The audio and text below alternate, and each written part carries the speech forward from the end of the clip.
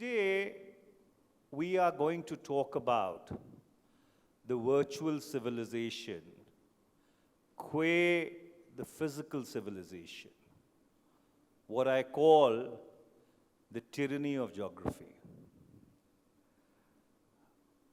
Most of you who are present here, except those who belong to my generation, were perhaps born about a decade and a half after the internet hit the world. And the internet has been the most audacious experiment in anarchy.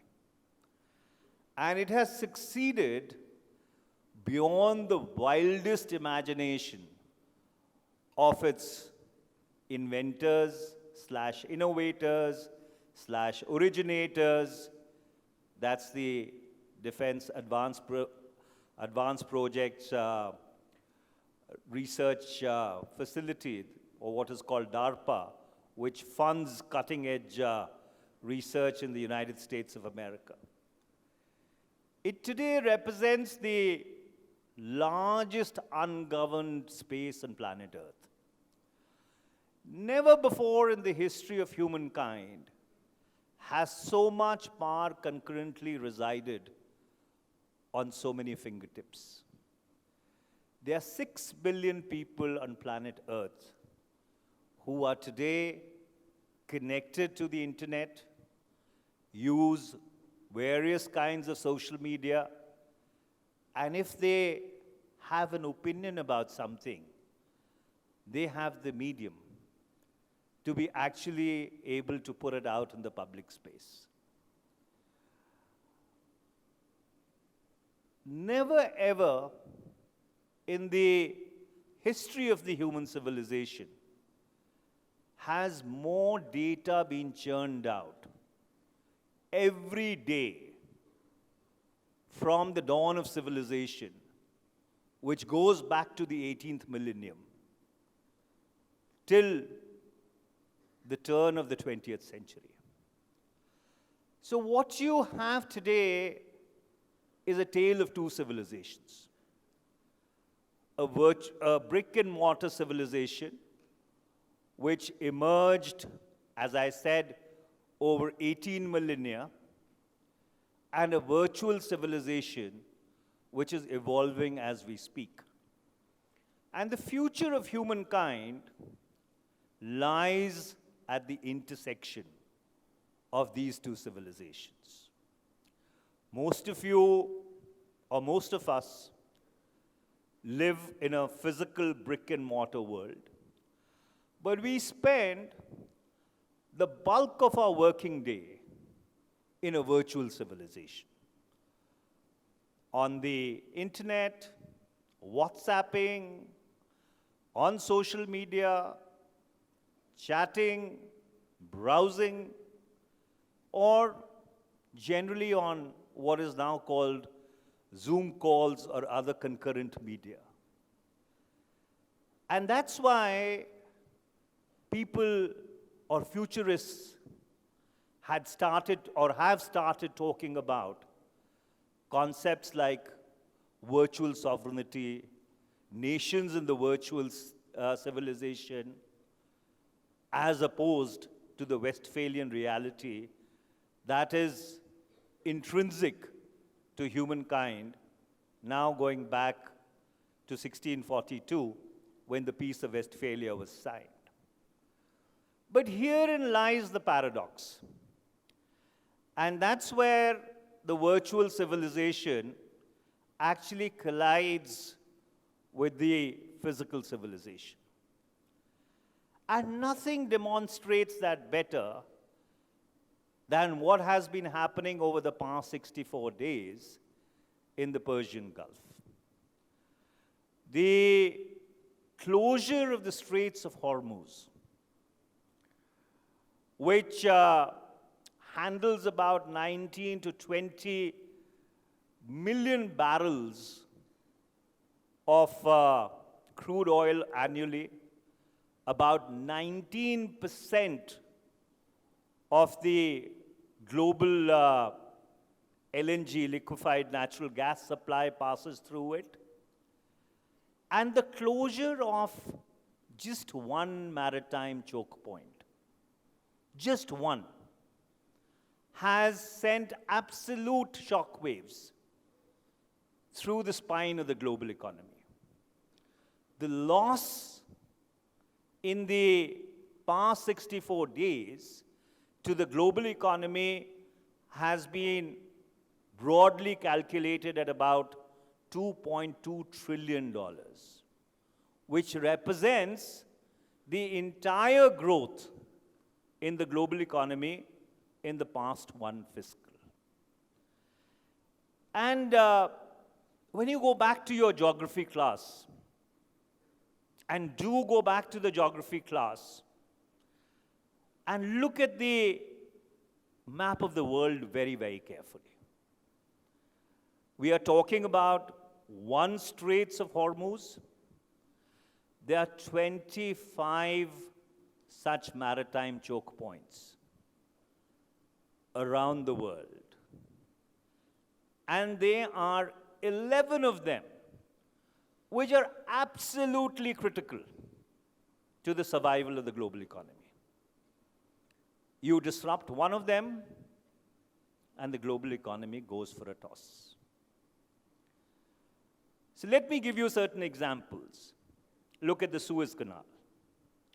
Look at the Straits of Bab al-Mandab. Look at the Straits of Hormuz on the map. Look at the Straits of Malacca.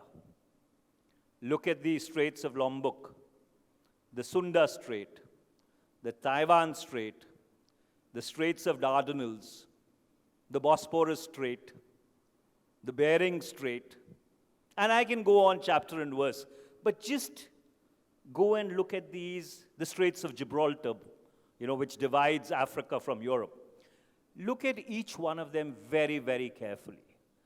These are those narrow waterways between continents which form the vital arteries of global trade and commerce.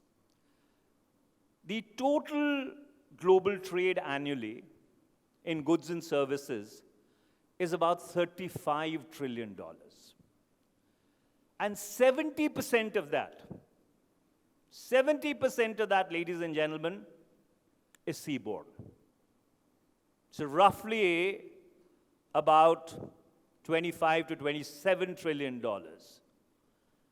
And one strait gets closed, your energy, food, fertilizer, pharmaceuticals, APIs, everything which keeps the wheels of the global economy turning absolutely cease to function. Let me give you a country-specific example. Go and look at South Korea on the map. 97% of South Korea's energy comes through the Straits of Hormuz. And South Korea is the biggest manufacturer of what is called DRAM, Dynamic Random Memory Access, and also other technologies which form the substratum of the entire artificial intelligence infrastructure around the world. So therefore, when South Korea's energy supplies get hit, it's just not lines at the petrol pump or people having to go to a four-day work week like it happened in Philippines. It knocks the bottom out of the substratum of the frontier technologies. And today you have not only AI, but the Internet of Things, you have robotics, you have genomics, you have 6G, you have a zillion other such technologies which are really going to be instrumental in defining the future of humankind. So therefore, when President Donald Trump and President Netanyahu decided to attack Iran, they didn't attack Iran. They actually went after the global economy.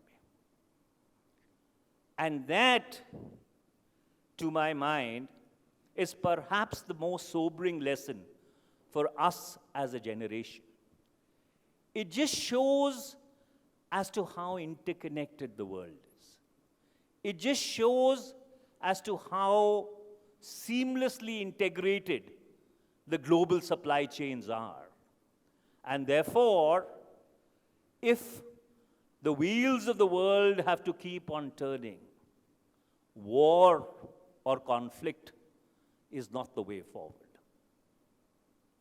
For progress, there are two fundamental preconditions: peace and stability.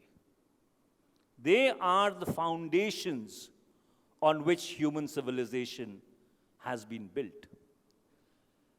And the reason why I decided to talk to you about this today is because you are the ones who are going to inherit the world.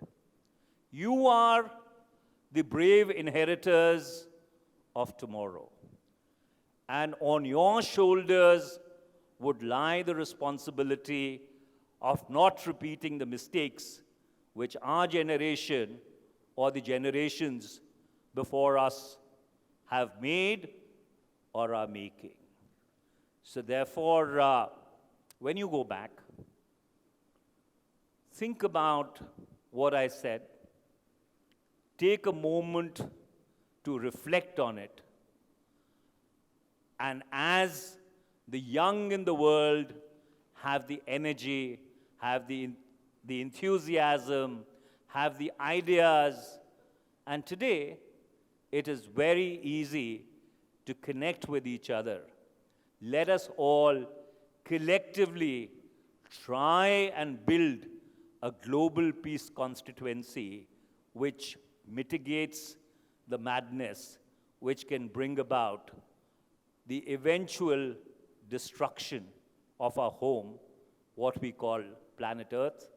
Once again, it's been an absolute privilege, an absolute honor to talk to all of you. Unfortunately, this format does not allow it. Otherwise, I would have loved to take questions and have a conversation with all of you present here today. Thank you very much.